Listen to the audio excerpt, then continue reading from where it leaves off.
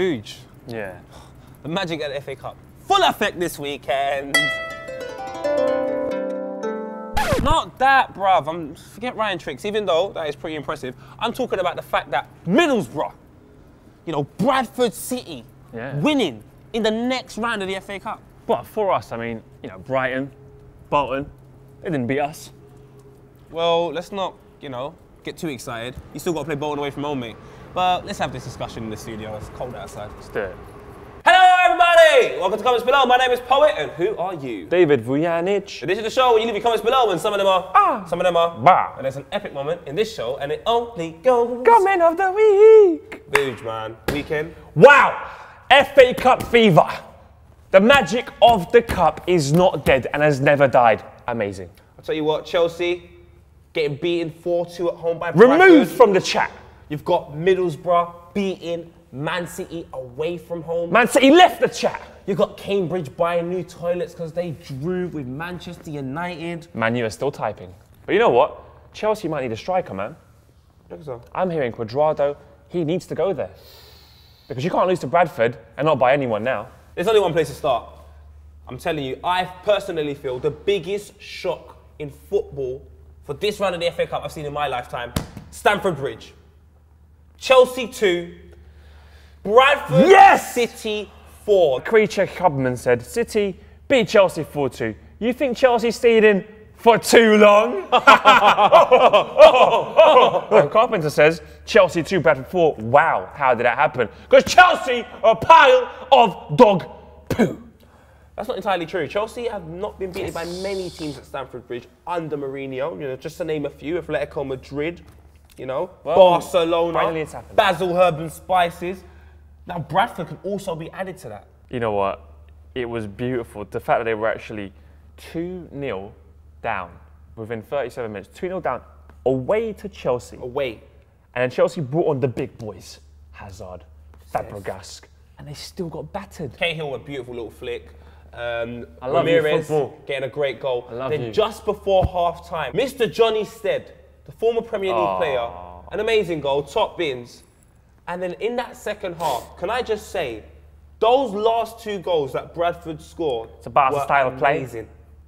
Even the second goal coming from, I think it's Moraes, former Chelsea player. It's just, I'm just so happy. Gary Liddell, here on Twitter, he said, wow, that still hasn't sunk in. What a day. 2-0 down. Fans during and after the game were unbelievable. Hashtag everywhere we go. The Bradford boys making all the noise everywhere we go. Now let's talk about what Mourinho was saying the day before the game. He said it would be a disgrace if his team was to lose to Bradford. The beauty about it, he reminds me of Gary Neville in his heyday. The consistency, because the very next day he said he's ashamed, the players should be ashamed. He actually went in the change room and congratulated all the Bradford City players. Even now, talking about it doesn't feel real. Watching the highlights, I got goosebumps. Yeah. It's just something about that giant killing. It's just beautiful to see. You know what? You guys, can you tell us what is the biggest shock, in your opinion, in world football? Because for me, this might be it. There was almost a giant killing on Friday with Cambridge versus Manchester United. And we're going to go and talk about that with our mate, Jeff. Yes, the Carlsberg Fan Squad has requested Jeff's services once more, and they've hooked up with talkSPORT. And they are looking for the People's Pundit. And obviously, we're kind of like the People's Pundit, so we should just like head down Should there. we go? Yeah, we should go. Yeah, Let's do it. Come on, mate.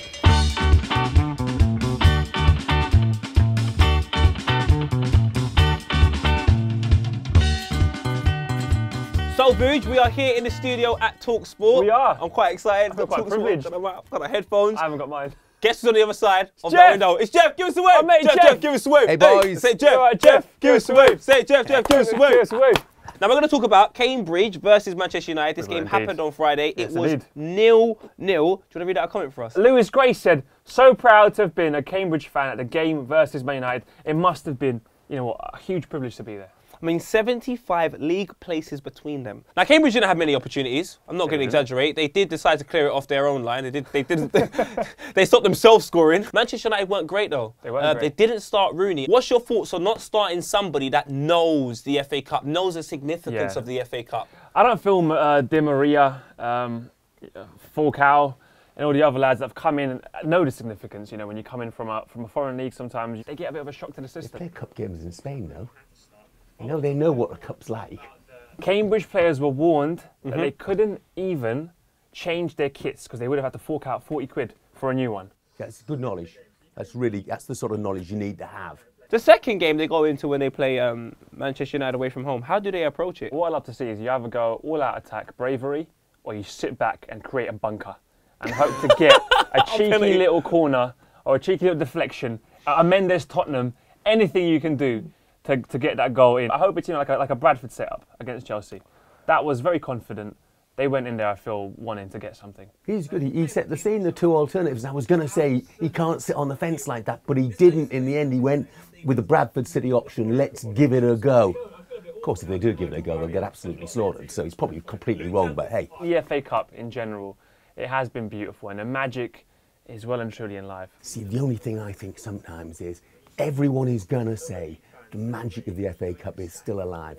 What would make him stand out is if he said, FA Cup, less than 6,000 at Blackburn, struggling, needs to be changed around, that sort of thing, just to be a bit different. That's our views on the game. It is. I think we're going to go and meet Jeff Stelling, apparently. I mean, he's on the other side of the glass. He's been watching us, so I'm a bit, been watching, a bit nervous. Scared. Hey, boys. Oh, he is! Hey, how are we doing? Jeff, how He are wore you? a green suit. He wore a green suit. He's got a green suit on. Hi, Jeff. Look, Would you like a chair? Look, no. I've just been listening to you. Okay. A lot of it was great, by the way. Oh, I listen. love the fact that you got your stats. I love the fact you were opinionated, you know. How do they play when they go there? They can go all out attack, or they can try and set up a wall that they can't get back. And I'm saying, yeah, but give an opinion. You did. You said, let's go, hope they go like Bradford City did against Chelsea. That was fantastic. Let's talk about Saturday. Saturday was still probably one of the biggest FA Cup weekends I've seen in my lifetime. It is, I feel. Yeah. Bradford to beat Chelsea away, to be losing 2-0. How did you feel watching that? Well, you know, I'll tell you the honest truth of it. At half-time on Saturday, I thought, this is boring the pants off me. Because, you know, Bradford were losing. Man City and Middlesbrough was goalless then as well. You know, okay, Palace were winning at Southampton, but that's the way Palace are doing. Not necessarily a big upset. So, you were desperate for the upsets. And you thought, no, it's not going to happen. It's not going to happen. But it was the final half an hour or so was just unbelievable. When Bradford came back and beat Chelsea, one of the, if not the biggest FA Cup shock of all time, beyond question. Thank you so much. This is a hat-trick, you know. We've seen you 3 times. Great to see you. What an absolute pleasure to see Jeff Stelling again. He is a legend. Tell you what, it's a hat-trick. It's 3 times. He's officially my new best friend. But hear what? In the description below and on screen right now, there is a link to the site, The People's Pundit. You can have that opportunity. You can be here in talkSPORT. Mate, I actually might enter. But we've got a show to do. Back to the studio. Gotta say I love Jeff. Legend. Smashing guy. But it's time for us to move on to the next part that I feel is really important. Tactical analysis. All right, so it is tactical analysis. We have Manchester City at Etihad versus Middlesbrough. Michael Carpenter says, Middlesbrough 2, Manchester City 0 is Dom Blue. Vuj, you're talking about the Premier League champions versus the promotion-chasing Borough. It's a beautiful underdog story. With the FA Cup being so special, I was thinking, I wonder what things potentially went wrong for City. Company wasn't there. It was just, it was literally boom, boom, black hole, boom. He was atrocious. Weekends like this, it's not just about, you know, big underdogs beating, the massive sides. It's about the fans and what the fans think. And Ben Gibson, I'll tell you what, absolutely amazing quote here on Twitter. He says, days like today are what this club and town are about. The underdog coming through. Everyone was amazing. I'm proud to come from Teesside. They got a little bit of help from a Chelsea player as well. Patrick Bamford. He has now scored goals against Man City and your team as well, Liverpool. So he's looking like a decent player, if I'm being totally honest with you. Let's just sign him up. 20 million. That's what Liverpool will do. Brendan Rodgers putting in a bid tomorrow. Well, let's look at this game properly. Let's look at Manchester City's situation. No Yaya Toure. No. They've just signed Boney as well. They've gone 2 games now without scoring. And unlike Chelsea, let's not get this twisted, City played Aguero, Jovetic, Company, all of their big players were playing, and they still managed to, first of all, not score against Borough, and secondly, get knocked out of the FA Cup against Middlesbrough. I think it just shows you how much important Yaya Toure is, though. Let's just shed some light on Middlesbrough's performance. Bamford with a goal. Second goal was pretty decent as well. In between, Vincent Kompany gets spun like a webmate, like a record, like a Beyblade. Tomlin just spins him. He spins him. Hits the inside post. Spun him. Doesn't go in. He spun him. It's one of them situations where if it was Dennis Bergkamp, we might be talking about it for a very, very long time. He was a Beyblade. That was tactical analysis with myself and Vuj, and most importantly, have a nice. All right, Vuj, we're going to touch on some of the things that have happened over the weekend's football. We can't ever neglect the team that Maradona supports. They are Crystal Palace, and I tell you what, mate, they're on fire. They managed to beat Southampton away from home in the FA Cup. 2 former Arsenal strikers, I say former to one of them, he's on loan, Yaya Sanogo and Shamak getting the goals. And Maradona said to me, it was the best 45 minutes he has seen from a Palace player in a very long time. He was referring to Mr. Shamak. Shanogo. Shanogo were killing it. Probably the worst, best partnership I've seen this year. I'll tell you someone that was awfully great a little while ago, Mr. Harry Kane. But if you talk about Spurs now, it's almost going a little bit downhill. I thought Pochettino was a very sensible man until he made Adebayor captain.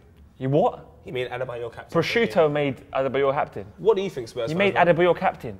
I didn't know this fact. Adebayor captain. Yeah, that is ludicrous. All right. Well, that ends our little review of the crazy weekend of football.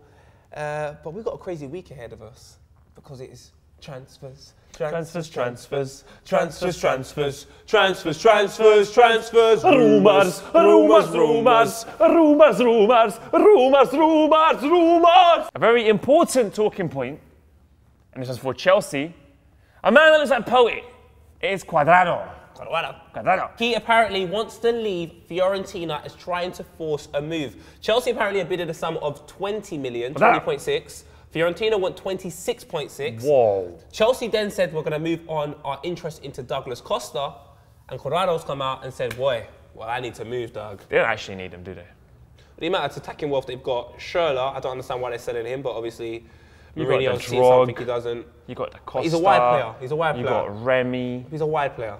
All right. He else plays through the middle. At the World Cup, Cuadrado was amazing. He really, really bonded well, especially with James Rodriguez, and he was an integral figure. I mean, if you haven't watched Cuadrado too much, just expect a player that works extremely hard. Yeah. An amazing cross. He's got a lethal shot in him. And myself and Vuj actually, courtesy of Copper 90, went down to watch Colombia versus USA, where we watched him play at Craven Cottage, and it was just an incredible performance. Leave a comment below and tell us about any potential transfers that could happen across the leagues in Europe, the world even. But now it's time for that epic moment in the show where you address the millions. And millions of Copper 90 fans all across the world. Copper90.com, not Tumblr, Facebook, Twitter, Instagram. It's that epic moment in the show that can only be described as in Russian. Comment daily. All right, for comment of the week this week, we start showing some of your reactions via Twitter to the weekend's events. We've got Brendan Rodgers as the first one. Vuj, you want to go for it for us? I will indeed. And you know what? Brendan looks like someone, I don't know, it's as if he's stubbed his toe or he just looks excited. He's appropriate for his reaction that Chelsea, Man City and Spurs are all out because my man is excited. The Anchorman one is one I use quite frequently. It's got a picture of Anchorman saying, well, that escalated quickly. Above, it's by Footy Means. It says, 46th minute, Watford 0, Blackpool 2. 81st minute, Watford 7, Blackpool 2. It's the Serb effect. Jokanovic, you've been served. It was mad. Mad, 7 goals. Got a little photo of Bex here, looking in pain. And it says, seeing Middlesbrough score at Man City and looking at your bet slip like, and you know what? I'm not going to lie, I had a little cheeky bet, and I was looking at my bet slip like that exactly, because I thought Man City were going to win, and they just didn't. They were awful. And we don't encourage betting here on comments below. What we do encourage you to do is leave comments throughout the whole of the week. Tonight's football is going to be incredible. Tomorrow night's football, I'm hoping Spurs go out. The weekend's games are quite immense as well. Chelsea versus Manchester City. Liverpool are going to beat them. Liverpool are going to beat Chelsea tonight. And don't forget to subscribe. Got the comments going up. Hey, on a Tuesday. Got that comment of the week and we Tuesday. Comments going up. On a Tuesday. Have a nice.